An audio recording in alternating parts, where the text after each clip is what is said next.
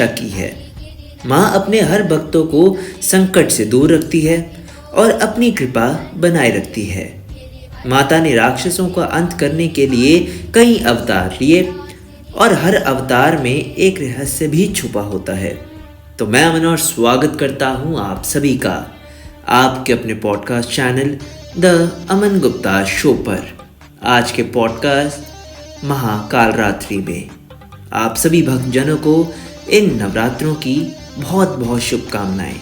तो चलिए शुरू करते हैं आज का पॉडकास्ट मेरे साथ आपके अपने podcast channel the Aman Gupta show पर। धन्यवाद।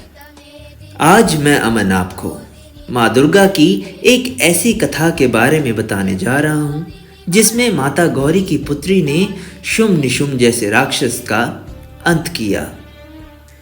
एक बार शुंभ और निशुंभ नामक पराक्रमी दैत्यों से त्रिलोक हाहाकार था। देवी दुर्गा को शक्ति का साक्षात स्वरूप माना जाता है। माता रानी अपने भक्तों पर दया दृष्टि भी रखती हैं, लेकिन दुष्ट और दुराचारियों पर विध्वंस भी करती हैं।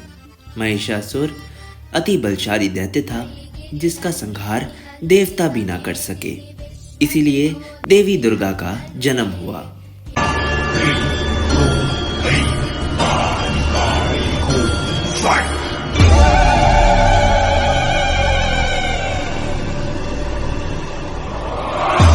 दैत्यों के संहार के लिए हुआ था।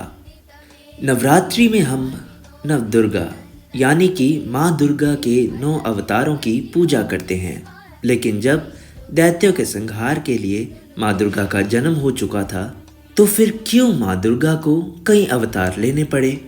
आइए जानते हैं मेरे साथ आपके अपने podcast channel the Aman Gupta show पर।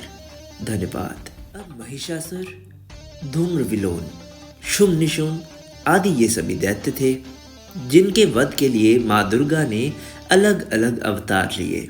इन सभी दैत्यों में से सबसे बलशाली रक्तबीज दैत्य था, जिसका वध करना देवताओं के लिए भी आसान नहीं था। दुर्गा सप्तशती के 8वें अध्याय में मार्कंडेय पुराण में रक्तबीज के बारे में विस्तार पूर्व बतलाया गया है। रक्तबीज ने अपने कठोर तप से शिव जी को प्रसन्न कर लिया। उनसे वरदान प्राप्त किया था कि जहाँ जहाँ उसके रक्त की बूंदें गिरेंगी उससे और भी ज्यादा रक्तबीज उत्पन्न हो। इसीलिए युद्ध में जब भी देवता उस पर प्रहार करते, उसकी रक्त की बूंदें जहाँ जहाँ गिरती वहाँ वहाँ और भी रक्तबीज उत्पन्न हो जाते थे। इसीलिए सभी देवता भी मिलकर उसका अंत नहीं कर सके और धीरे धीरे रक्तबीज का दुराचार बढ़ने लगा। पौराणिक धार्मिक कथाओं के अनुसार महर्षि कश्यप और दिति के नर्भ से रक्तबीज उत्पन्न हुआ था। कहा जाता है कि पूर्ण जन्म में रक्तबीज असुर सम्राट रब था। एक बार सम्राट रब तपस्या में लीन था, तभी इंद्र ने उसे छलपूर्वक मार दिया। इस तरह से रक्तबीज के रूप में ही सम्राट रब का पूर्ण जन्म हुआ था। उसने फिर से घोर तपस्या की और वरदान प्राप्त किया कि उसके शरीर की एक एक बूंद जब भी धरती पर गिरे तो उससे और भी रक्तबीज उत्पन्न हो। अब दर्शकों, आइए जानते हैं कि इस रक्तबीज का अंत कैसे हुआ। ओम जयंती मंगला काली भद्रकाली कपालिनी दुर्गा क्षमा शिवा धात्री स्वाहा स्वधा नमोस्तुते। इस मंत्र का अर्थ है जो अपने भक्तों को जन्म मरण आदि संसार के बंधन से दूर करती है।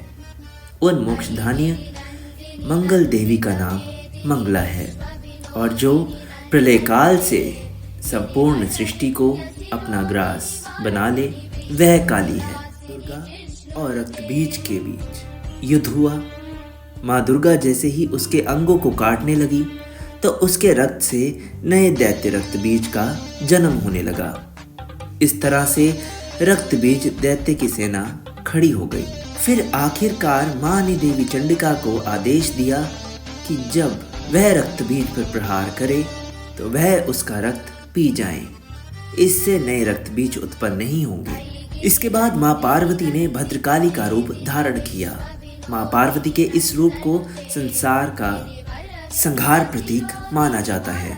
इस रूप में माँ की बड़ी बड़ी आंखें, शरीर का रंग काला, लंबी जीभ, आंखों में तेज, गले में मुंडमाला और दैत्यों के कटे हाथ थे। जहाँ जहाँ रक्त बीज का रक्त गिरता, माँ उसे पी जाती और उससे नया दैत्य उत्पन्न नहीं हो पाता।